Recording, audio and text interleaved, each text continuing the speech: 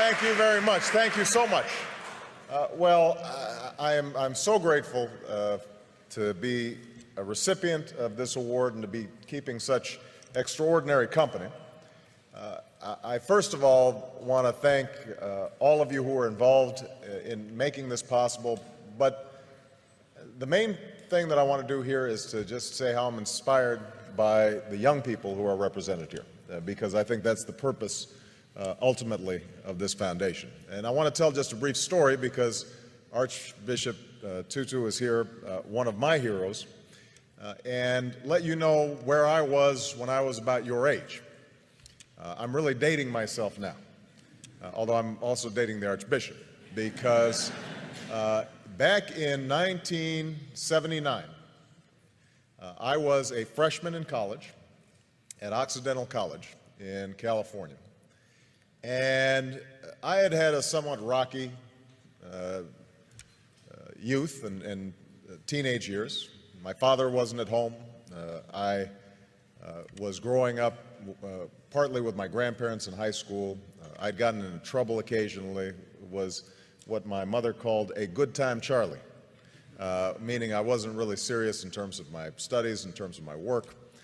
Had some awareness of the world around me, had some sense of injustice and unfairness, but it wasn't finely honed, it wasn't well developed. And I remember in 1979 arriving as a freshman and doing what freshmen do, trying to figure out what courses are and trying to change your study habits and trying to identify that food in the cafeteria, what it is. And we were visited on campus by a couple of gentlemen from South Africa who were representatives of the ANC in 1979, 1980. And they spoke about their efforts to overcome apartheid.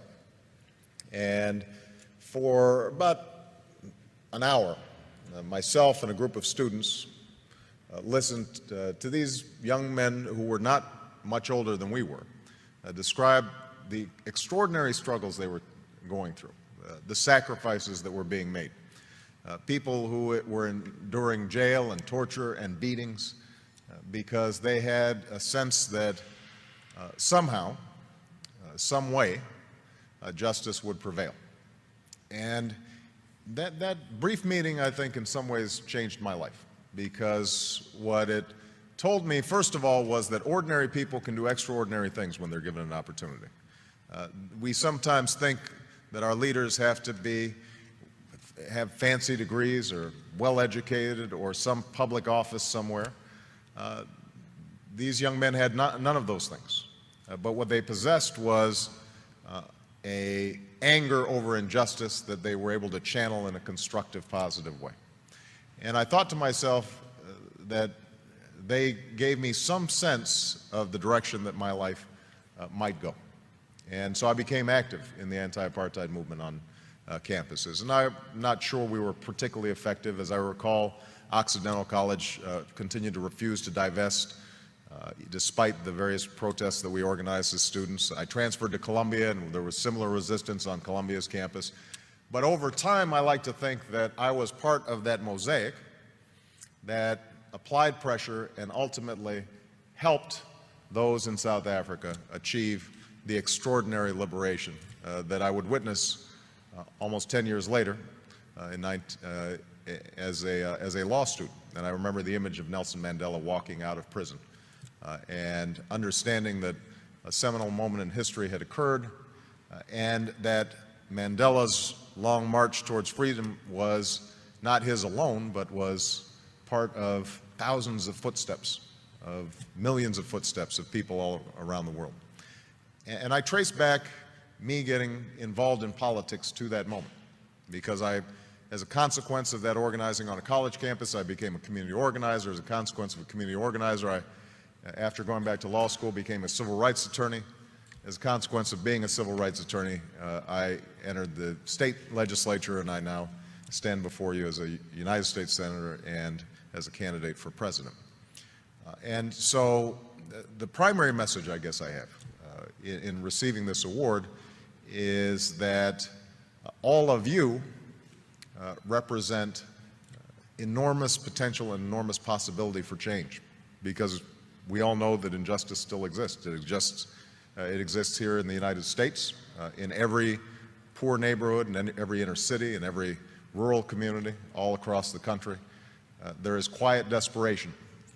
Young people's lives are filled with sadness and desperation and anarchy and chaos. And obviously all around the world, we see those same symptoms of hopelessness made manifest in places like Darfur, in places like the Middle East, in places that too often are forgotten about and not written about until they flare up in tragedy.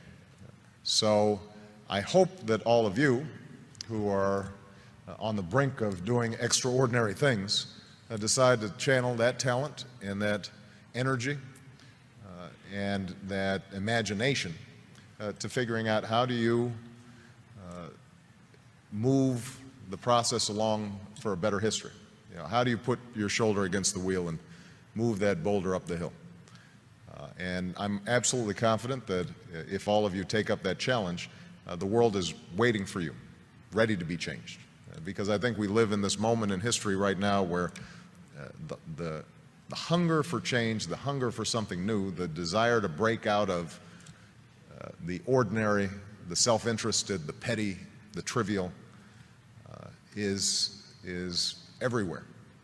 And they're waiting for you. And so I hope that as you see the recipients of this award, you recognize that it's actually more of a tool to give you a little spark and drive you in the wonderful directions that I hope your lives take in the years to come. So thank you very much.